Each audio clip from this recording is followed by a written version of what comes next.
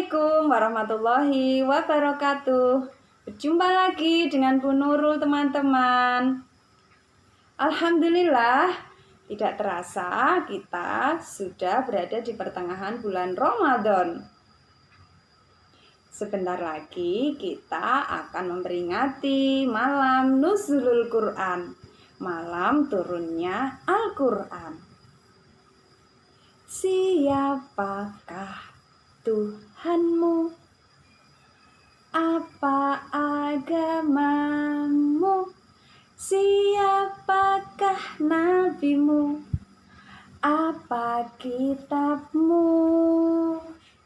Tuhanku adalah Allah, agamaku Islam, nabiku Nabi Muhammad, kitabku Al-Quran. Ya Allah Tuhanku. Ya Muhammad nabiku. Ya Al-Quran kitabku. Ya Islam agamaku.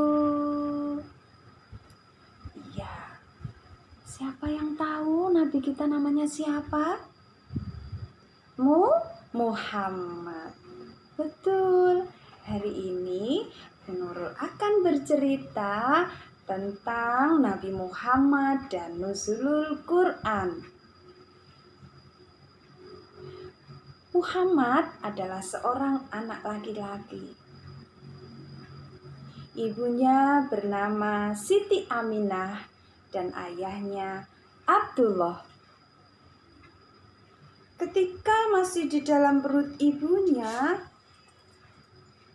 Muhammad meninggal ayahnya. Karena sakit, tiba-tiba ayahnya Muhammad yang bernama Abdullah meninggal, teman-teman. Kasihan ya, masih di dalam perut, ayahnya meninggal. Lalu Muhammad lahir tanpa seorang ayah. Ia diasuh oleh ibunya dan seorang wanita bernama Halimatus Sa'diyah. Ketika Muhammad berusia 6 tahun, tiba-tiba ibunya meninggal juga loh, teman-teman. Masya Allah, kasihan sekali ya. Kemudian Muhammad kecil berumur 6 tahun, sama dengan kakak-kakak kelas B, ditinggal meninggal ibunya dan dirawat oleh kakeknya. Kakeknya bernama Abdul Muthalib. Sampai ia beranjak remaja, sang kakek pun akhirnya meninggal dunia. Muhammad akhirnya tidak punya siapa-siapa, teman-teman. Ia kemudian diasuh oleh pamannya yang bernama Abu Thalib. Di dalam pengasuhan Abu Thalib, Muhammad menjadi anak laki-laki yang cerdas, kuat, dan sangat dipercaya. Orang-orang sangat mempercayai Muhammad karena Muhammad memiliki akhlak yang sangat terpuji. Anaknya jujur, dapat dipercaya, tidak suka bohong. Itulah Muhammad kecil. Semua orang sayang sama Muhammad.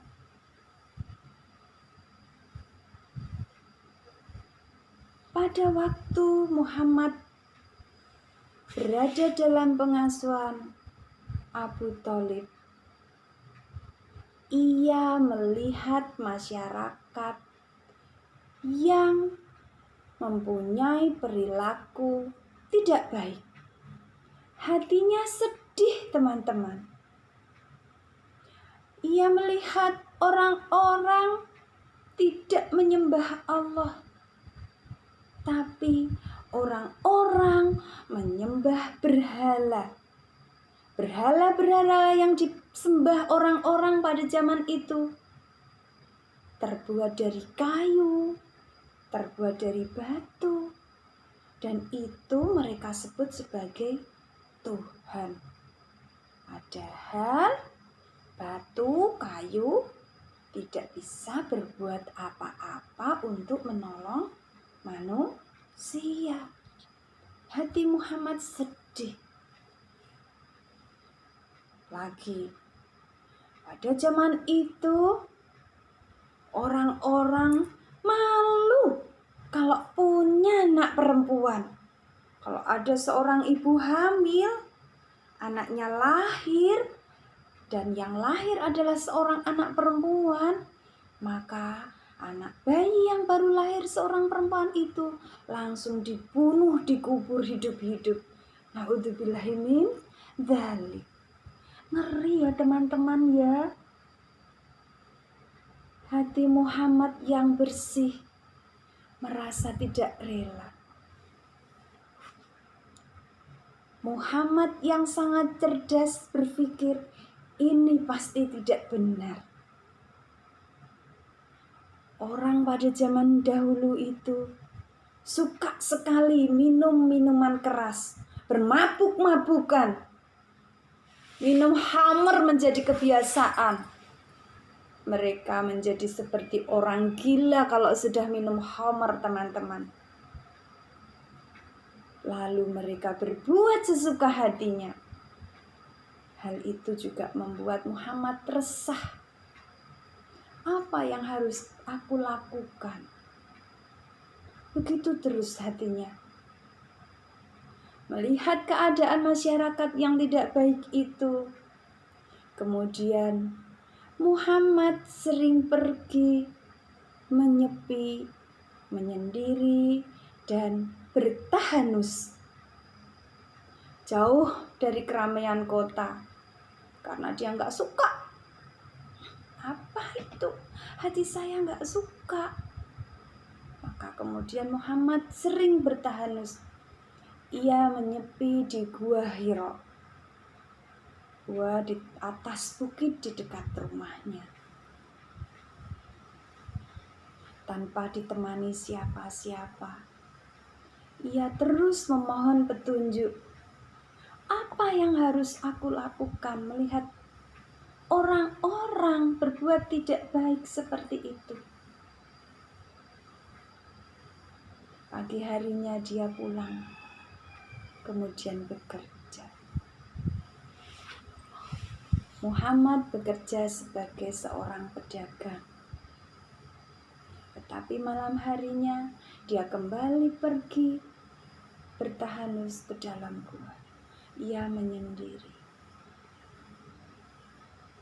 Hingga kemudian pada suatu malam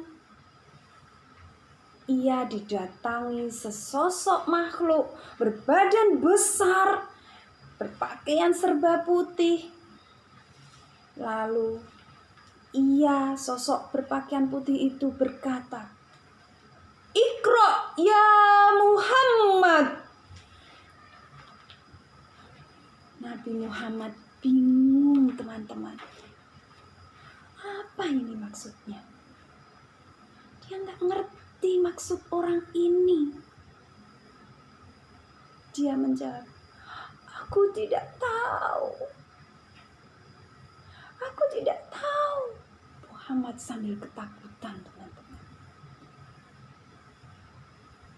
Lalu sesosok putih itu memeluk Muhammad sekerat-eratnya, sehingga Muhammad menjadi makin ketakutan dan ia kesulitan untuk bernafas. Tapi lagi-lagi Muhammad masih mengatakan yang sama. Aku tidak tahu. Aku tidak tahu. Sosok putih itu pun melepaskan pelukannya. Dan ia kembali berkata, "Iqra ya Muhammad." Lagi-lagi Muhammad menggelengkan kepalanya.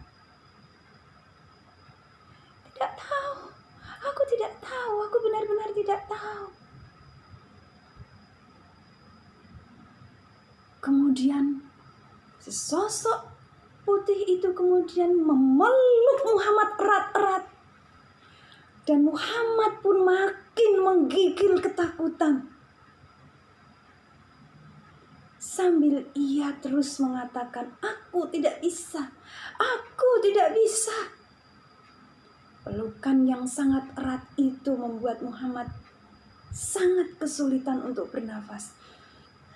Sangat kesulitan, teman-teman. Dan Muhammad tetap menggelengkan kepalanya. Sosok putih itu pun melepaskan kembali pelukannya. Dan ia berkata lagi, "Iqra ya Muhammad." Sambil menggigil ketakutan, Muhammad menggeleng dan berkata, "Aku tidak bisa. Aku benar-benar tidak bisa." Tapi kali ini, sesosok putih itu tidak lantas memeluknya erat-erat. Kemudian ia mengajari Muhammad untuk membaca sebuah ayat Al-Quran. Muhammad kemudian dituntun membaca Al-Quran sesuai perintah Allah oleh sesosok berpakaian putih tersebut. Teman-teman boleh mengikuti ya bacaan Al-Qurannya. Ini surat Al-Alaq ayat 1 sampai 5.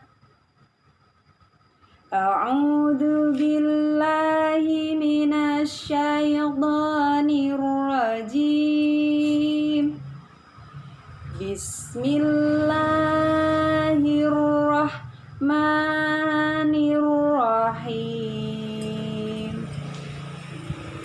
Iqra bismi rabbikal ladzi khalaq. Khalaqal insana min 'alaq. Iqra wa rabbukal akram. Alladzi 'allama bil qalam. 'Allamal insana ma lam ya'lam. Shadaqallahul azim. Teman-teman, setelah membacakan surat Al-Alaq kepada Muhammad, sesosok berpakaian putih itu pun pergi. Tinggallah Muhammad sendirian di dalam gua Hira. Ia ketakutan, badannya menggigil, keringat dinginnya keluar semua, bajunya pun basah kuyup. Dengan ketakutan yang teramat sangat, kemudian Muhammad segera keluar dari gua Hira dan ia terkopoh-kopoh pulang menuju rumahnya. Ia kemudian disambut istrinya yang bernama Siti Khadijah.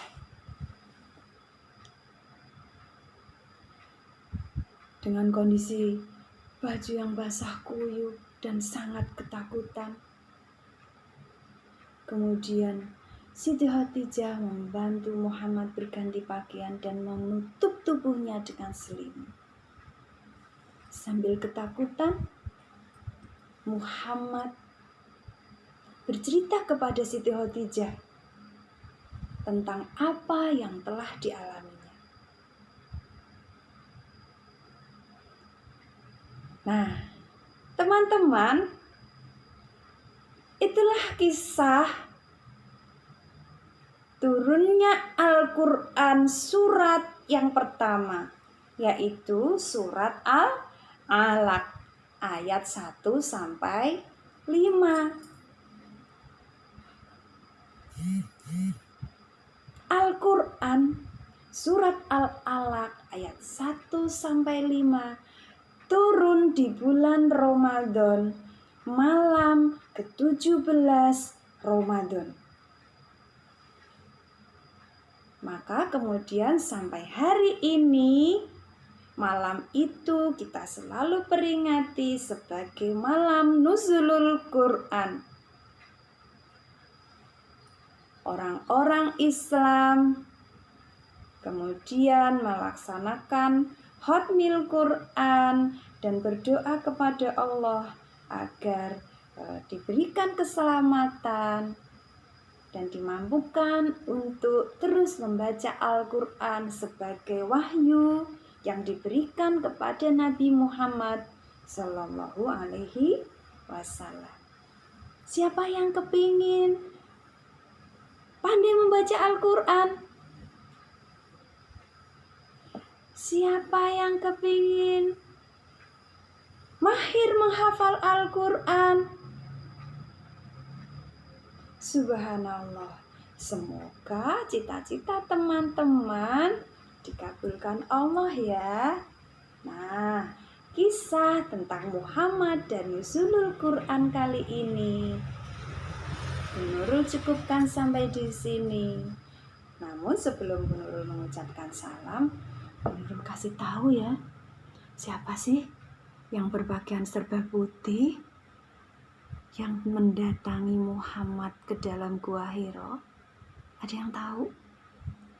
Kasih tahu ya.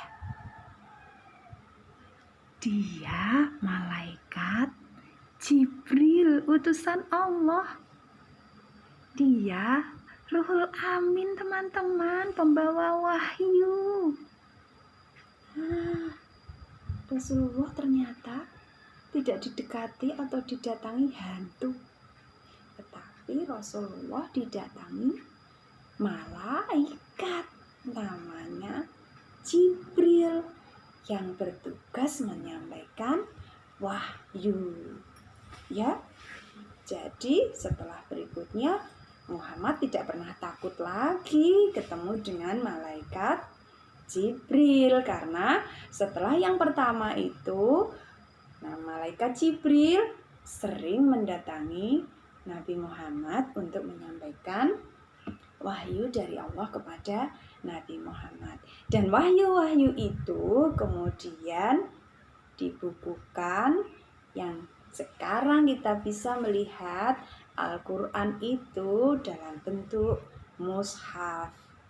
Oke, teman-teman harus semangat belajar membaca Al-Quran, karena membaca Al-Quran pahalanya luar biasa.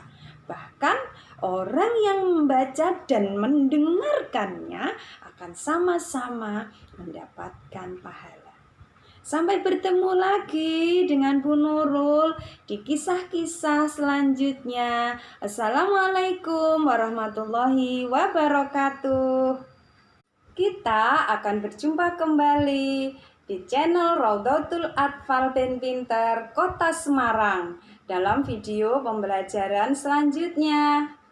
Jangan lupa like and subscribe. Sampai jumpa.